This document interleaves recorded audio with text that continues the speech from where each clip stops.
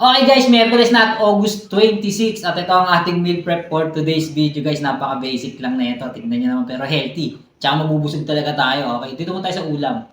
Ito upo to guys na may lean pork na giniling. Yan lang, straight lang. Upo lang yan din. Tinimplahan ko lang yan ng patis toyo.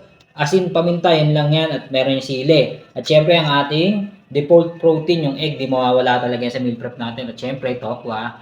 Okay, wala tayong pork ngayon or isda. Pero puro protein yan. At ang ating half cup of rice at syempre, kaya half cup yan, meron tayong banana. Syempre, favorite natin yan. So, okay guys, kung magpapapayat ka, nagbabalak ka, mataba ka, then inisip mo na mag-start ng fitness journey, bukas ka lang ng Facebook guys, nandyan na lahat. Oo, mapapanood mo na.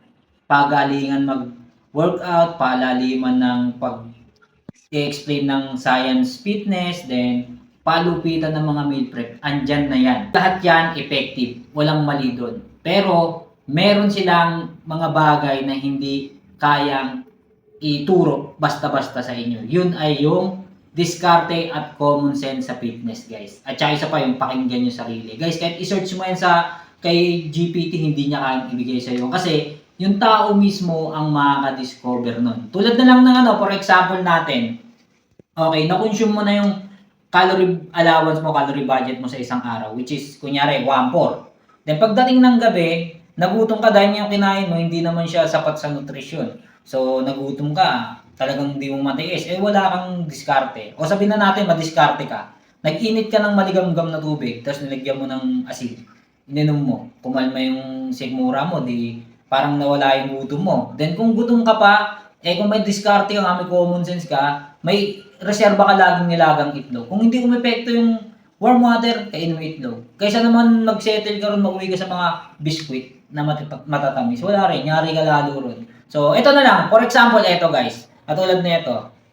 Dahil nga sanay na ako rito sa meal prep ko araw-araw. Kita nyo naman, araw-araw tayo nag-upload, araw-araw tayo nagluluto. So, ito, medyo tight yung budget natin ngayon. So, ayan, bumili ako ng upo. Magkano lang naman upo. Tapos giniling. Ginisa ko lang din. Tofu, in-airfry ko. Halos wala tayong ginamit na oil dyan kahit dito sa egg. Then meron tayong banana yan. Para talagang busog. Di ba? Kahit mura, kahit ano siya, budget meal siya natin, tight yung budget natin, hindi ko pa rin nasakripisyo yung nutrition. Kumbaga, kumpleto pa rin siya. So, ayun yung diskarte na natututunan ko rito habang tumatagal. Effort guys. Sabihin na natin na, may oras ka eh. Kasi lahat naman may oras guys eh. May libreng oras. May oras nga tayo mag-cellphone eh. Ilang oras lang naman yan lutuin, wala pang 2 oras. Yung pamamalengke lang din yan, madali lang din pagkatid ko nung school. Yun nga, effort, diskarte, common sense. Then, di ba, tiyagain mo lang, kita mo naman. At least, di ako nag-settle sa mga instant noodles. Pasensya na ha, mga processed food, o kaya mga biling ulam sa labas, yung mga deep fry dyan. So, hindi ako nag-settle doon. Ano pa rin, kompleto pa rin, kompleto pa rin ang nutrisyon nung meal prep ko for today's video kahit budget friendly yan. So sabi ko nga, ganito lang yan kasimple. Kung sa pagkain ka tumaba, siyempre sa pagkain ka pa rin talaga papayat. Samahan mo lang yan ng regular exercise. Ciao!